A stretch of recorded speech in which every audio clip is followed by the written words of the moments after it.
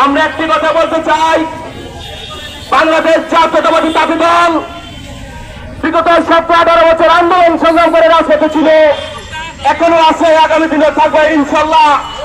সেই পান পুরুষ যার নেতৃত্বে তাঁতি দল আজকে সুসংগঠিত, সে আমাদের প্রিয় নেতা, সাবেক ছাত্র নেতা, সাবেক যুব নেতা, তাঁতি দলের কান্ডারি, তিনি তাঁতি দলকে হাজারি পদ করে আসছে, এত শক্তিশালী রূপ ধারণ করেছেন। আমাদের প্রিয় ব্যক্তি, প্রিয় মুখ, রাজপথে লড়াতে সৈনিক, বারবার কারা নির্যাতিত হয়েছেন আমাদের সেই প্রিয় নেতা জনাব আবুল কালাম আজাদ স্যার। আবুল কালাম আজাদ স্যারের নেতৃত্বে আজকে বাংলাদেশের ৬৬টি জেলায়, প্রত্যেকটি থানায়, প্রত্যেকটি ওয়ার্ডে তাঁতি দল সুসংগঠিত। ঢাকার রাজপথে আগে তাঁতি দল ছিল না। যখন আবুল কালাম আজাদ স্যার তাঁতি দলের দায়িত্ব পেয়েছেন, হাঁটি পর্ব করে আজকে তাঁতি দলকে পদ্মফুলের মতো ফুটিয়ে তুলেছেন। তাঁতি দল কারা করে? যারা বিএনপি থেকে পদ বঞ্চিত হয়েছে, বিগত বছরে বিএনপি করে তারা বিএনপিতে পদ পায়নি, তারা এখন তাঁতি দল করে। তাঁতি দলের খাঁটি আমরা অনেক কিছু থেকে বঞ্চিত হয়েছি, আমরা এখনো কোনো কিছু পাই নাই। আমাদের প্রিয় নেতা জনাব তারেক রহমানের কাছে আমরা আবেদন জানাবো, আপনি তাঁতি দলের দিকে একটু দৃষ্টি রাখুন। তাঁতি দল সুসংগঠিত একটা দল, তাঁতি দল আপনার বাবার হাতে গড়া দল। তাঁতি দলকে পর্যবেক্ষণ করেছিলেন আপনার মা মরহুমা খালেদা জিয়া। আপনি যখন প্রবাসী ছিলেন তখন বলেছিলেন, আমাদেরকে ইসলামের মাধ্যমে যখন আমরা কথা বলেছিলাম তখন আপনি বলেছিলেন তাঁতি দলকে আরো সুসংগঠিত করবেন। আপনি বলেছিলেন যারা 7 বছর যারা বঞ্চিত তাদেরকে আপনি দেখভাল করবেন।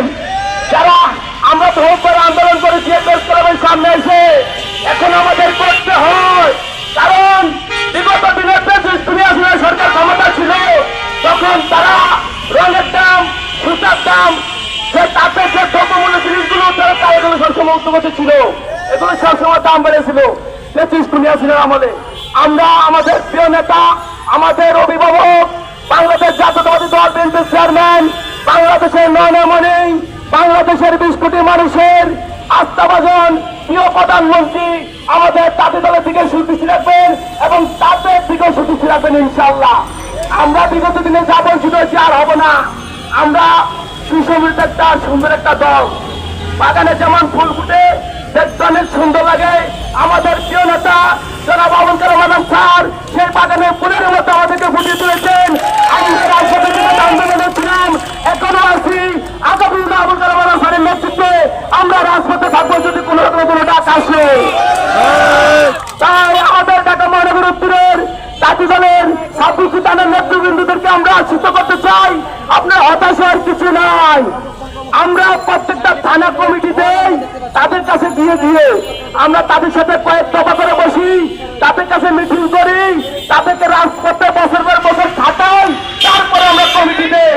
যখন কমিটি দল, তখন মূল দলের বিএনপি যারা শুনে থাকেন, তখন তারা অনেক সুন্দরভাবে বলেন যে না, একমাত্র তাঁতি দল একটা সুসংগঠিত দল, তারা কমিটি দেয়, তারা এখানে এসে তাদের সাথে কাজ করে, তাদের সাথে বৃক্ষরোপণ করে, তাদের যেমন বর্ষাকালে যখন হয়ে যায়, এই যে পানি উঠে বিভিন্ন জায়গায় জলাবদ্ধতার সৃষ্টি হয়েছে, আমরা সেখানে টান দিতে যাই, তাঁতি দল উদ্যোগে আমাদের নিজের টাকা খরচ করে। আমরা তাঁতি দল সুসংগঠিত একটা দল, একমাত্র আবুল কালাম আজাদ স্যারের নেতৃত্বে।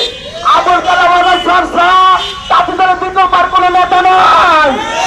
আমরা পর্যন্ত বলতে চাই, আগামী দিনের সভাপতি বাংলাদেশের একমাত্র আবুল কালাম আজাদ স্যার।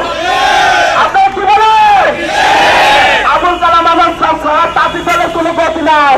একমাত্র গতি ফিরে আসছেন আবুল কালাম আজাদ স্যার, কারণ একমাত্র নেতা আমরা খুঁজে পেয়েছি যার কোনো লোক লালসা কোনো কিছু নাই, যাকে একটা চা খাওয়ানো যায় না।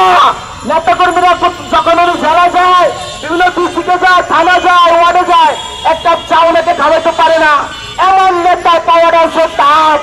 আমরা চাই আগামী দিনে আবুল কালাম আজাদ স্যারকে তাঁতি দলের সভাপতি দেওয়া হোক, উনি যেন সভাপতি নির্বাচিত হয়ে তাঁতি দলকে আরো সুসংগঠিত এবং যুব দলের মতো স্বেচ্ছাসেবক দলের মতো রূপান্তরিত করতে পারে ইনশাআল্লাহ।